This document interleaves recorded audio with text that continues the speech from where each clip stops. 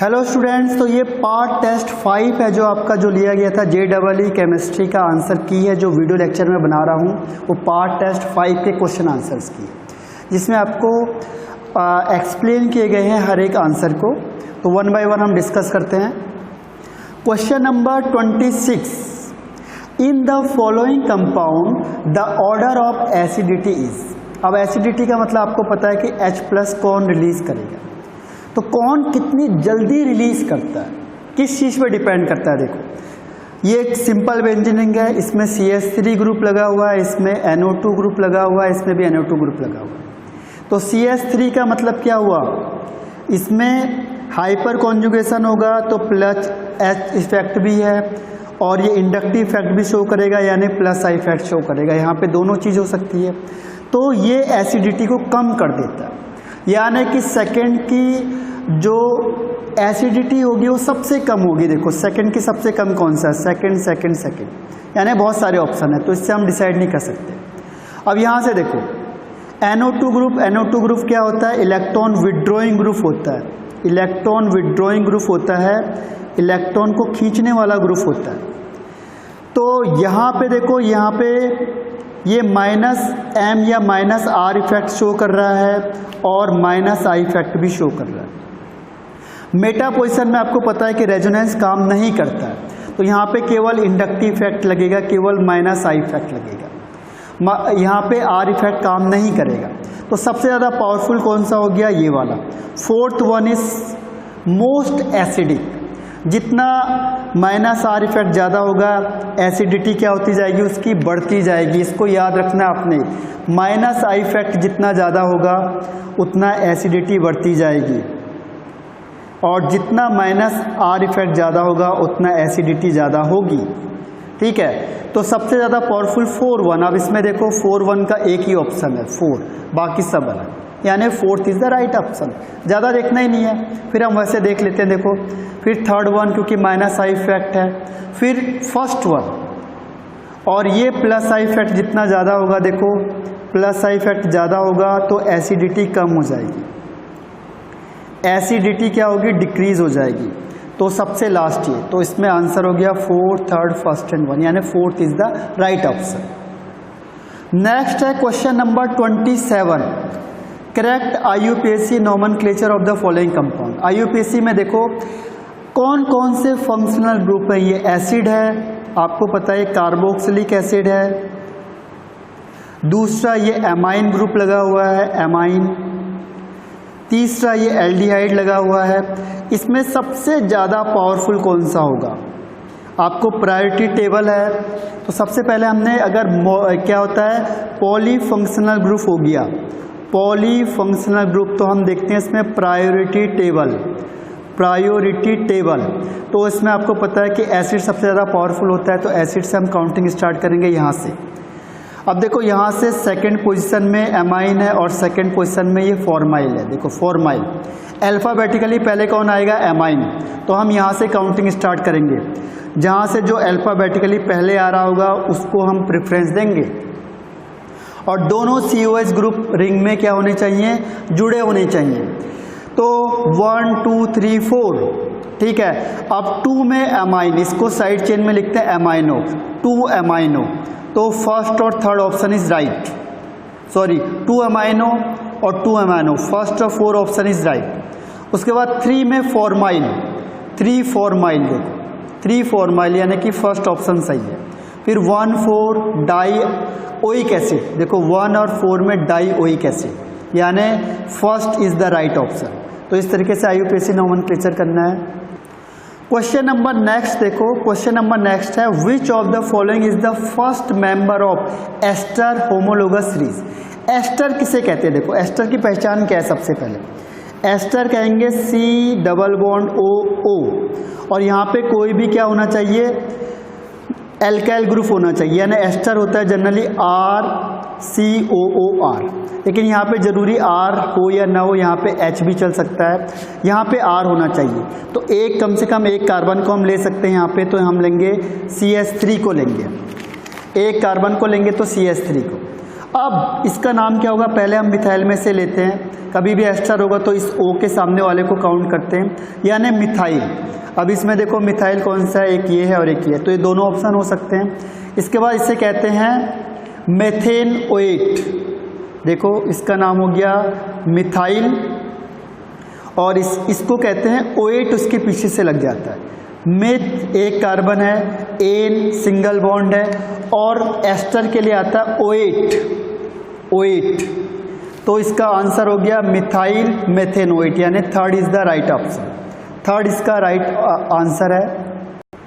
Question number 29, question number 29 कहता है how many secondary carbon atoms does methyl cyclopropane है, ये मिथाइल साइक्लोप्रोपेन है। इसमें देखो ये आपको दिखने से लग रहा है प्राइमरी कार्बन है, ये टर्सरी कार्बन है क्योंकि 3 कार्बन से अटैच है, ये सेकेंडरी कार्बन है क्योंकि 2 कार्बन से अटैच है, और ये वाला भी सेकेंडरी कार्बन है क्योंकि ये भी 2 कार्बन से अटैच है। तो सिंपल सा आंसर कौन सा हो गया, 2, तो 2 इज द राइट ऑप्शन क्योंकि 2 सेकेंडरी कार्बन है इसमें। नेक्स्ट क्वेश्चन देखते हैं, क्वेश्चन नंबर 30 है in which of the following species a carbon has sp hybridisation.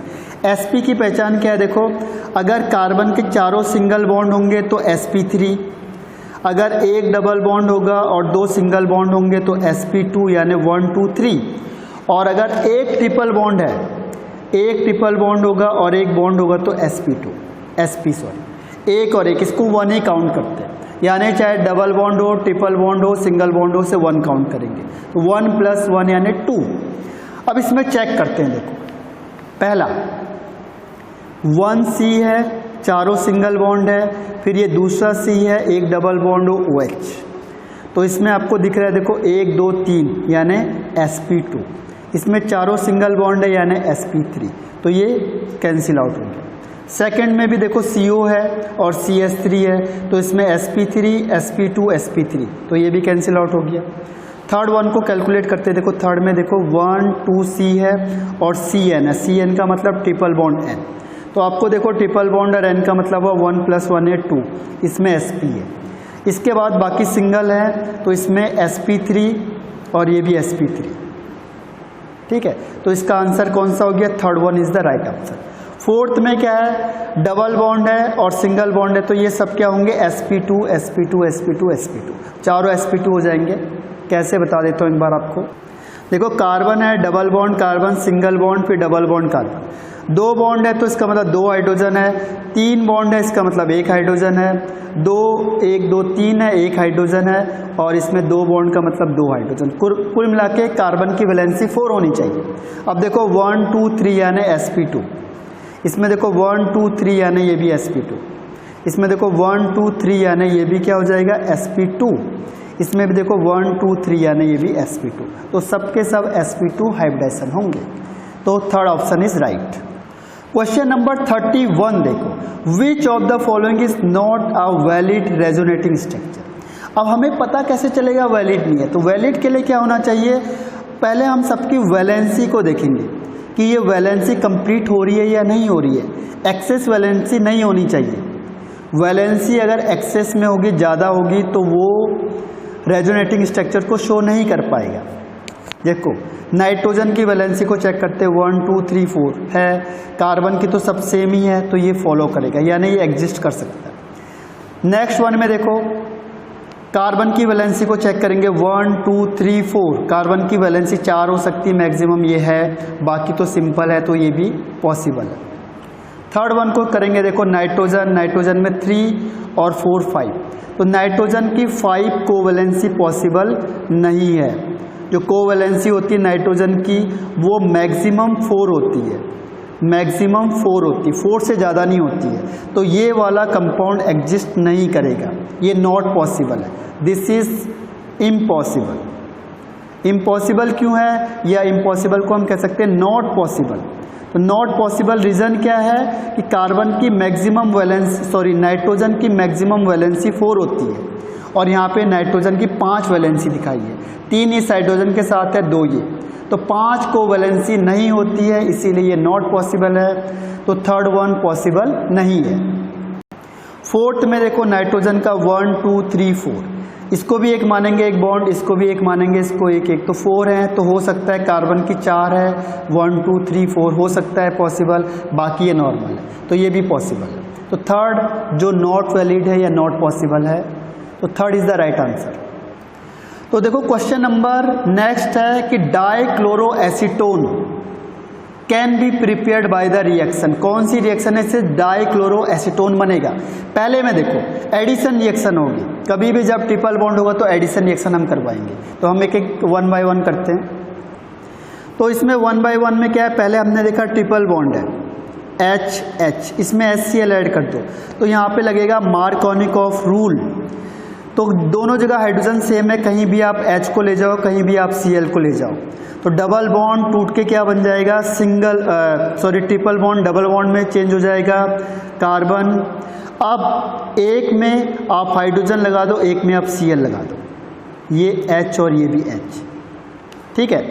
अब फिर हम H प्लस HCl को ऐड करवा देंगे इसमें, फिर मार्कोनिकॉफ रूल लगेगा। मार्कोनिकॉफ रूल क्या कहता है कि नेगेटिव पार्ट उस कार्बन के पास जाएगा जहाँ पे हाइड्रोजन कम है, उस डबल बॉन्ड वाले के पास, तो यहाँ पे जाएगा नेगेटिव और ये प्लस पार्ट जाएगा इसके पास, क्योंकि जो HCl होता है आपको पता होगा H में प्लस होता है, Cl में नेगेटिव होता है, क्योंकि Cl मोर इलेक्ट्रोनेगेटिव है। तो मार्कोनिकॉफ रूल हर हमेशा ध्यान रखना, एडिशन में मार्कोनिकॉफ रूल फॉलो होता है मैक्सिमम जगह पे। तो मार्कोनिकॉफ रूल के अकॉर्डिंग नेगेटिव पार्ट इसके पास जाएगा और प्लस इसके पास, तो कंपाउंड क्या बनेगा, देखो इस C के पास 3 हाइड्रोजन हो गए और इसके पास 2 क्लोरीन हो गए, तो ये ऑप्शन इज रॉन्ग। अब सेकंड को चेक करते हैं, देखो सेकंड ऑप्शन को चेक करते हैं, देखो CH, C triple bond CH और HOCl। तो यहाँ पे देखते हैं हम क्या एडिशन होगा। ये हमने बना दिया CH3C ट्रिपल बॉन्ड C और H, इसमें हमने कर दिया HOCl। यहाँ पे भी मार्कोनिकॉफ रूल फॉलो होगा, ऑक्सीजन में नेगेटिव चार्ज और क्लोरीन में प्लस चार्ज, क्योंकि oxygen is more electronegative than chlorine, तो इलेक्ट्रोनेगेटिविटी ऑक्सीजन की ज़्यादा होती है, तो ऑक्सीजन में नेगेटिव होगा और क्लोरीन में प्लस होगा। अब मार्कोनिकॉफ रूल लगा दो, कहाँ पे लगेगा, जहाँ पे ये बॉन्ड है, तो माइनस चार्ज वहाँ पे जाएगा जहाँ हाइड्रोजन कम है, तो माइनस यहाँ पे जाएगा और प्लस यहाँ जाएगा।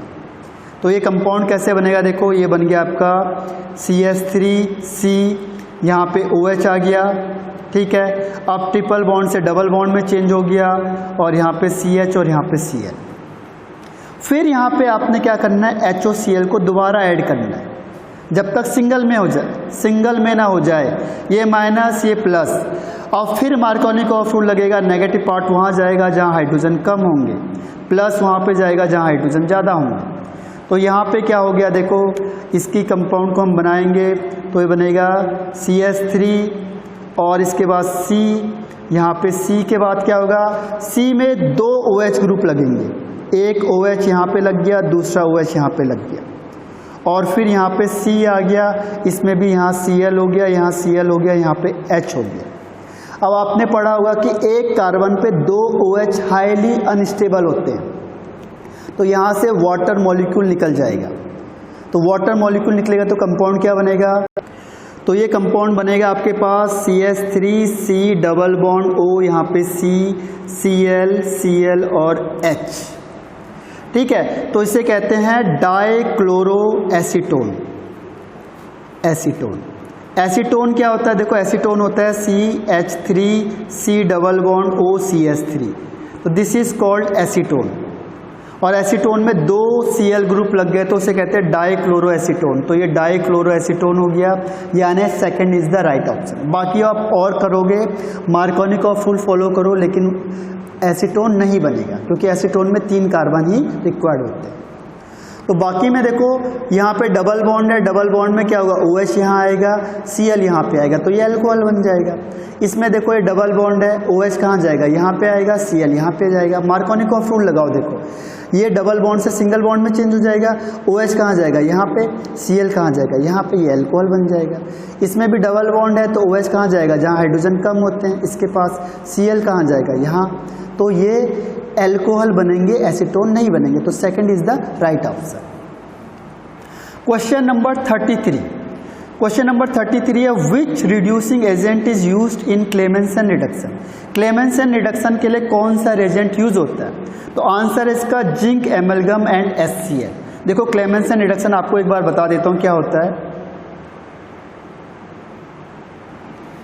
क्लेमेंसन रिडक्शन कहता है कि अगर कहीं पे कोई भी कार्बोनाइल कंपाउंड होगा, कार्बोनाइल कंपाउंड का मतलब चाहे वो एल्डिहाइड हो और चाहे वो कीटोन हो, अगर हम इसका रिडक्शन करेंगे in presence of zinc amalgam and HCl के प्रेजेंस में अगर हम इसका रिडक्शन करते हैं तो ये जो CO होता है ये किस में चेंज हो जाएगा?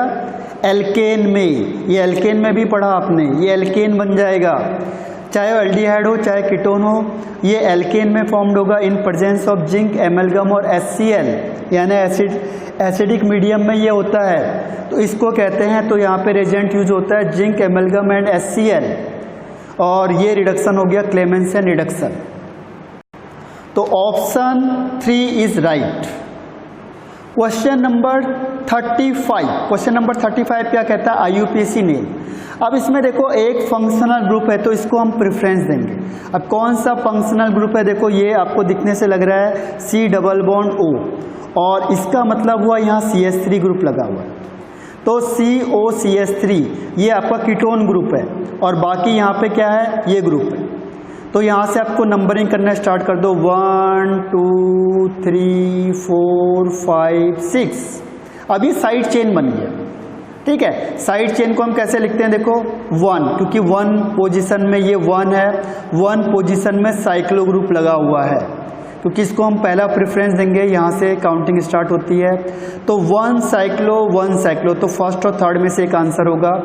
अब देखो यहाँ से काउंटिंग स्टार्ट होगी तो ये आपका कॉम्प्लेक्स बन गया 1 2 3 4, तो 2 and 4 में डबल बॉन्ड लगा हुआ है, तो 2 4 डाइइन, तो साइक्लोहेक्सा, क्योंकि साइकिल है 6 कार्बन है तो साइक्लोहेक्सा 2 4 डाइइन, 2 और 4 में डाइइन लगा हुआ है, 2 इन ग्रुप लगे हैं, उसको साइड चेन के लिए YL उसके पीछे से लगा देते हैं, तो ये बन जाएगा हेक्सा 2 4 डाइइन आइन। फिर इसका नाम हो जाएगा 2 कार्बन के लिए एथेनोन, क्योंकि ओन कौन सा ग्रुप है? ये कीटोन ग्रुप है, दिस इज कीटोन ग्रुप। और कीटोन ग्रुप के लिए क्या वर्ड यूज करते हैं हम? ओन यूज करते हैं, तो एथेनोन बन गया 2 कार्बन के लिए एथेनोन, और ये साइड चेन में आ गया तो 2 4 डाइइन आइन, तो हेक्सेन 2 4, यानी first is the right option, first इसका सही आंसर है। अब है क्वेश्चन नंबर 36। क्वेश्चन नंबर 36 में कह रहा है कि इलेक्ट्रोफिलिक अटैक करेगा बेंजीन रिंग पे to generate the intermediate sigma complex आई। अब इलेक्ट्रोफाइल का काम क्या है? कि प्लस चार्ज देना, ठीक है। इलेक्ट्रोफाइल अटैक करेगा तो इसमें से सबसे कम एनर्जी किसकी होगी?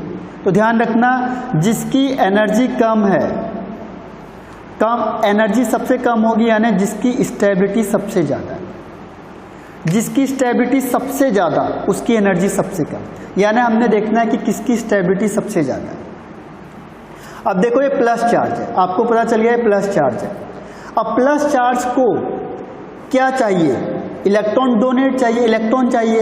अब ये जो NO2 ग्रुप होता है ये कौन सा इफेक्ट शो करता है? इलेक्ट्रॉन विड्रॉइंग ग्रुप होता है, माइनस साइन इफेक्ट शो करेगा, तो ये इलेक्ट्रॉन को खींच लेगा, ये इलेक्ट्रॉन को खींचने का काम करेगा, तो ये इलेक्ट्रॉन को खींच रहा है। तो उससे अच्छे ज़्यादा स्टेबल कौन हो गया? ये वाला, क्योंकि इसमें कोई भी ग्रुप नहीं लगा हुआ है। यहाँ पे इलेक्ट्रॉन, एक तो इलेक्ट्रॉन डेफिशिएंट है, देखो प्लस चार्ज का मतलब इलेक्ट्रॉन डेफिशिएंट है, ऊपर से आपने स्ट्रॉन्ग विड्रॉइंग ग्रुप लगा दिया, तो ये इलेक्ट्रॉन को खींचने का काम कर रहा है, तो ये अनस्टेबल कर रहा है, ये भी अनस्टेबल कर रहा है, ये भी अनस्टेबल कर रहा है, तो ये सबसे ज़्यादा स्टेबल, तो 2 की स्टेबिलिटी सबसे ज़्यादा। अब देखो कंपैरिजन करेंगे तो जो इसके सबसे पास में होगा वो सबसे ज़्यादा खींचेगा, यानी 3 हाईली अनस्टेबल है, 3 की स्टेबिलिटी सबसे कम है। उसके बाद देखो सबसे पास के बाद थोड़ा दूर, देखो ये पास था, ये थोड़ा दूर, तो 4 वाला, 3 के बाद 4, और उसके बाद देखो कौन सा? ये वाला, ये है, और इसमें 1 2 3 स्टेप में, यानी पैरा पोजीशन में बहुत दूर है, तो इसीलिए 1 की स्टेबिलिटी, तो सबसे ज़्यादा 2 की स्टेबिलिटी, फिर 1 की, फिर 4 की, फिर 3 की। तो ये ध्यान रखना है, क्यों? क्योंकि इंडक्टिव इफेक्ट डिस्टेंस पे डिपेंड करता है। ध्यान रखना, माइनस आई इफेक्ट किस पे डिपेंड करेगा? डिस्टेंस पे। जितना ज़्यादा डिस्टेंस हो जाएगा माइनस आई इफेक्ट उतना कम हो जाएगा, क्योंकि दूर वाला कम खींच पाएगा। तो सबसे दूर ये देखो NO2 बहुत दूर है इसके, तो इसीलिए इलेक्ट्रॉन एफिशिएंट सबसे कम कर पाएगा, तो ये सबसे ज़्यादा स्टेबल होगा। तो इसके पहला सबसे ज़्यादा स्टेबल 2, फिर 1, फिर 4, फिर 3। तो ये आपका अरेंजमेंट है। तो आंसर सबसे ज़्यादा स्टेबल कौन है? 2। तो इसकी एनर्जी सबसे कम। और सबसे ज़्यादा एनर्जी किसकी होगी? थर्ड वन की, क्योंकि उसकी स्टेबिलिटी सबसे कम है। तो जिसकी स्टेबिलिटी सबसे कम है उसकी एनर्जी सबसे ज़्यादा। तो हमारा ऑप्शन है 2 is right. Question number 37। Question number 37 कहता है कि chlorobenzene is ortho para directing in electrophilic substitution reaction, जैसा भी हमने देखा। तो the directing influence is explain by. Directing influence किस चीज़ को एक्सप्लेन होगा, किस चीज़ से एक्सप्लेन होगा? तो सबसे पहले हम क्लोरोबेंजीन बना के देखते हैं। देखो क्लोरोबेंजीन आपने बनाया, बेंजीन बना दो पहले और क्लोरो यहाँ पे लगा दिया। अब क्लोरो के पास आपको पता है इलेक्ट्रॉन पेयर है, तो ये अपना इलेक्ट्रॉन पेयर डोनेट करेगा ना, यहाँ पे डोनेट करेगा तो यहाँ डबल बॉन्ड आएगा। डबल बॉन्ड आएगा तो ये जो इलेक्ट्रॉन पेयर है, ये इलेक्ट्रॉन यहाँ से शिफ्ट होगा, ठीक है। तो यहाँ पे नेगेटिव चार्ज आएगा, फिर यहाँ पे नेगेटिव आएगा, फिर यहाँ पे नेगेटिव आएगा। तो वो किस चीज़ की वजह से हो रहा है? क्लोरीन की। इसमें प्लस चार्ज आएगा, तो क्लोरीन के प्लस M इफेक्ट की वजह से। प्लस M का मतलब लोन पेयर को जो डोनेट करता है, लोन पेयर को डोनेट करेगा किसको? सिस्टम को या रिंग को। तो लोन पेयर को डोनेट करना मतलब प्लस M इफेक्ट की वजह से क्लोरीन कैसा होता है? Ortho and para directing. तो इसका आंसर क्या होगा? ये रेजोनेंस में आपको कई बार बताया हुआ कि रेजोनेंस की वजह से क्या होता है? इलेक्ट्रॉन डेंसिटी यहाँ ज़्यादा हो जाती है ऑर्थो एंड पैरा पोजीशन में, जिसकी वजह से क्लोरीन क्या होता है? ऑर्थो एंड पैरा डायरेक्टिंग होता है। तो main reason is plus M effect, plus M effect of chlorine. तो इसका आंसर होगा plus M effect of chlorine. Phenyl से हमें कोई मतलब नहीं है, क्लोरीन प्लस इफेक्ट शो नहीं करता है, plus minus I effect show करता है, और माइनस आई इफेक्ट भी इतना रीजन नहीं है। तो third is the right option. Question number 39 में क्या है? देखो, correct order of basicity of the following molecules. अब बेसिसिटी में देखो, यहाँ पे जब भी एनिलीन होगा और ऑर्थो पोजीशन में कोई लगा होगा तो यहाँ पे लगता है ऑर्थो इफेक्ट, या अभी हमने कहा था इससे SIR, steric inhibition of resonance. तो स्टेरिक इनहिबिशन ऑफ रेजोनेंस की वजह से सबसे पुअर बेसिक इफेक्ट शो करेगा ये वाला फैक्टर। तो सबसे पुअर कौन सा होगा? Fourth one. अब ऑप्शन में चेक करो, देखो 3 आपने फोर्थ में दे दिए। उन्हें पता है कि ऑर्थो इफेक्ट के बारे में सबको पता होता है, इसीलिए सबसे कम कौन सा हो गया? फोर्थ वाला, ठीक है। अब हम चेक करेंगे हाईएस्ट कौन सा है। देखो हाईएस्ट में देखो CH3, मिथाइल का मतलब होता है CH3। अब देखो कि कौन अपने इलेक्ट्रॉन पेयर को जल्दी डोनेट करेगा अब इनमें से। सबसे पहली चीज़ क्या होगी कि रेजोनेंस में पार्टिसिपेट करना। तो इन तीनों में से देखो CH3 इलेक्ट्रॉन डोनेटिंग ग्रुप होता है, ये भी इलेक्ट्रॉन डोनेटिंग ग्रुप है। तो सीधी सी बात है कि फर्स्ट के कंपैरिजन में सेकंड और थर्ड ज़्यादा होंगे, क्योंकि यहाँ पे डोनेटिंग ग्रुप है, इलेक्ट्रॉन को देने का काम करेगा, इलेक्ट्रॉन को देने का काम करेगा। तो इलेक्ट्रॉन को देगा तो क्या करेगा? नाइट्रोजन अपने इलेक्ट्रॉन जल्दी प्रोवाइड कराएगा। अब इन दोनों में से ज़्यादा इफेक्टिव कौन है? तो देखो ये पैरा पोजिशन है और ये मेटा पोजिशन है। तो पैरा पोजिशन में जो हाइपर कॉन्जुगेटिव इफेक्ट होता है वो लगता है, जबकि मेटा पोजीशन में हाइपर कॉन्जुगेशन नहीं काम करता है।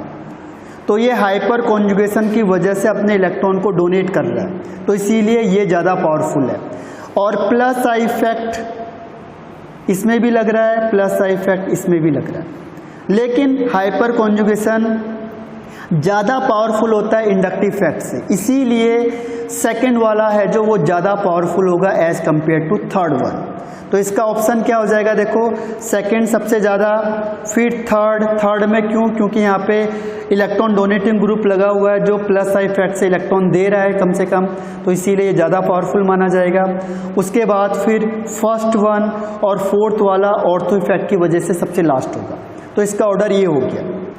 तो इसका आंसर क्या हो गया, देखो 2, 3, 1, 4। इसमें कौन सा इफेक्ट बताया आपको, हाइपर कॉन्जुगेटिव इफेक्ट और प्लस आई इफेक्ट। इसमें हाइपर कॉन्जुगेटिव इफेक्ट नहीं लगता, मेटा पोजीशन में इंडक्टिव इफेक्ट काम करेगा, इसीलिए औरों के कंपैरिजन में ज़्यादा होता है। और तो इफेक्ट की वजह से सबसे कम हो जाएगा और ये इसके बीच में होगा। तो सबसे ज़्यादा पावरफुल है सेकेंड, फिर थर्ड, फिर फर्स्ट, फिर फोर्थ। तो ये आपका option third is right. Question number 40 में लिखा है, देखो in pyrimidine number of conjugated electron are. Conjugated का मतलब जो क्या होते हैं, ऑल्टरनेट सीक्वेंस में लगे होते हैं, जैसे सिग्मा पाई, ये कॉन्जुगेशन है। इसमें देखो ये पाई है, ये सिग्मा, ये पाई, ये सिग्मा, ये पाई, ये सिग्मा। अब कहोगे आप लोन पेयर को भी हम काउंट करते हैं, लेकिन यहाँ पे हम लोन पेयर को काउंट नहीं करेंगे, ध्यान रखना। तो इसमें 3 पाई है, 1, 2, 3। 3 पाई बॉन्ड का मतलब 6 पाई इलेक्ट्रॉन पूछा इसने।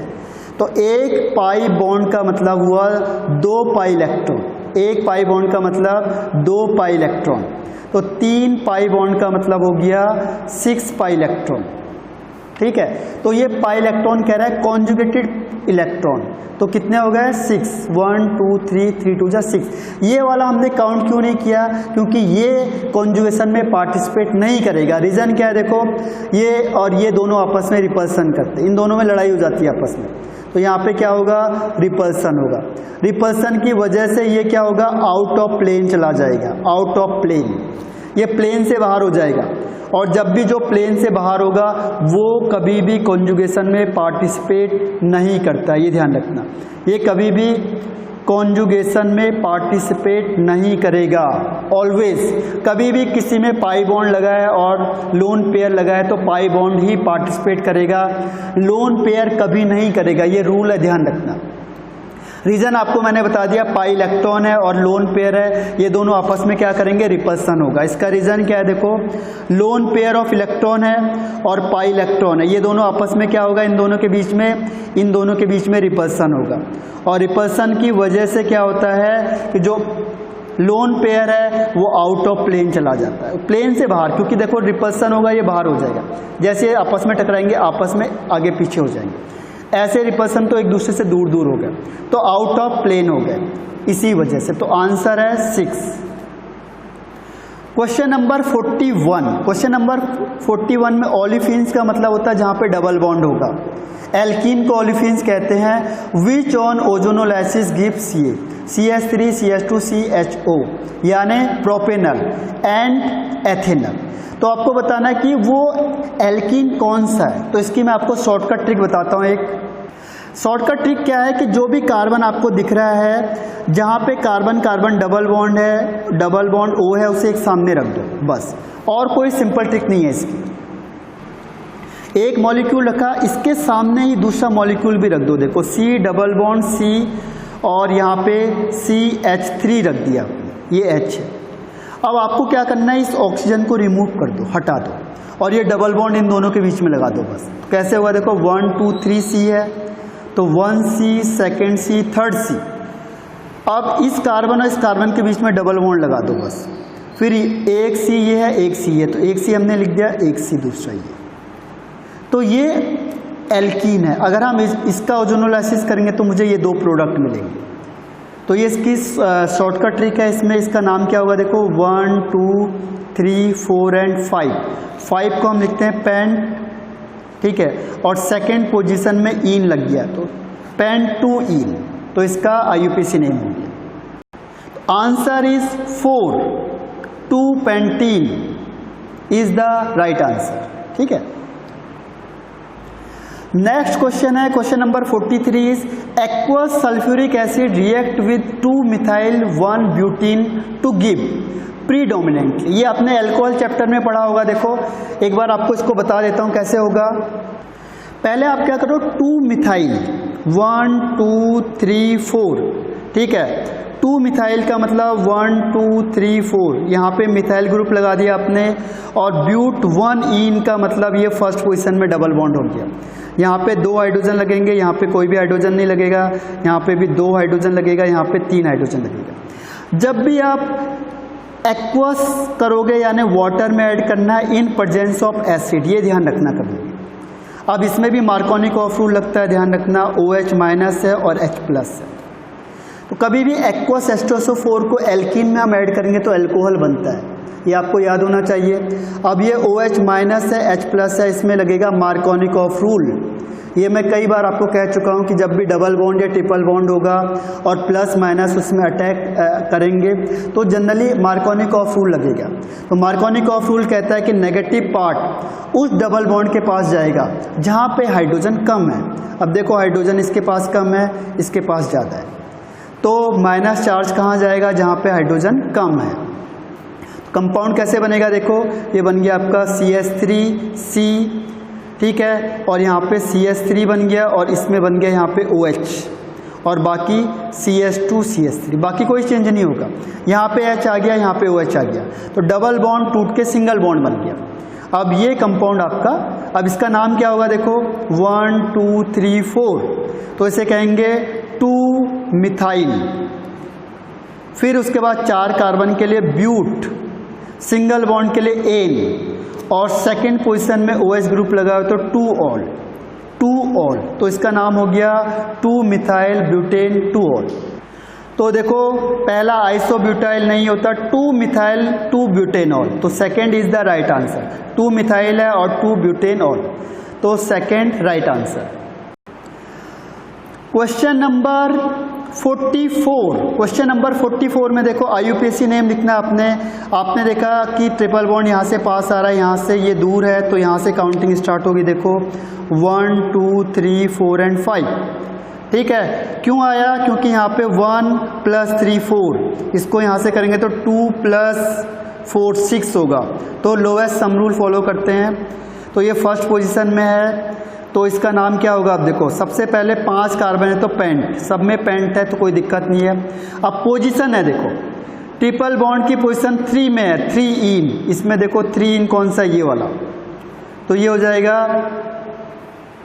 1 2 3 इन और 1 आइन, तो 4 इज द राइट आंसर। पर इसमें एक मिस्टेक है, थोड़ा सा मिस्टेक क्या है, यहाँ पे इन नहीं होना चाहिए, ई नहीं होना चाहिए, क्योंकि जब भी ये वोवल से स्टार्ट होता है तो ई हम रिमूव कर देते हैं। ये ई इसने बाई मिस्टेक लिखा है, ये गलत है, ई नहीं होना चाहिए इसमें किसी भी कंपाउंड में, क्योंकि ये वोवल से स्टार्ट हो रहा है, तो ये आपको थोड़ा मिस्टेक देख लेनी है। 3 ene 1 yne is the right answer, तो answer 4 is the right answer. Question number 45, देखो acid rain are produced by, simple सा आंसर है इसका, excess NO2 and SO2 form burning fossil fuels. देखो SO2 और NO2 से कैसे होगा, कभी भी आप करोगे तो NO2 एटमॉस्फेयर में होता है, जैसे वाटर आएगा ये क्या बना देगा, HNO3 और NO2 बना देगा, तो ये नाइट्रिक एसिड बन गई। तो नाइट्रिक एसिड की वजह से क्या होगा, एसिड रेन ऊपर से आने लगेगा। SO2 होगा, SO2 आपको पता है SO2 कैसे बनेगा, सल्फर है, ऑक्सीजन के साथ कंबाइंड होगा, SO2 बना देता है। SO2 ओजोन लेयर के साथ कंबाइंड होता है, ओजोन एटमॉस्फेयर में होती है, तो SO3 और O2 बना देता है। अब SO3 वाटर के साथ मिलेगा, एसिड रेन का मतलब क्या हुआ कि एसिड रेन में प्रेजेंट होगा, तो SO3 वाटर के साथ मिलेगा और ये H2SO4 बना देगा, जो क्या है स्ट्रॉन्ग एसिड होता है। तो ये दोनों के दोनों कैसे होते हैं, स्ट्रॉन्ग एसिड होते हैं। और जब भी जो रेन होता है, रेन का pH 5.6 से बिलो हो जाता है तो उसे हम कहते हैं एसिड रेन। तो इस रेन को हम कहते हैं एसिड रेन, और ये स्किन प्रॉब्लम करती है, क्योंकि एसिड क्या होता है, डेंजरस होता है स्किन के लिए, जैसे हमारे स्किन में लगेगा स्किन प्रॉब्लम क्रिएट करेगा, ठीक है।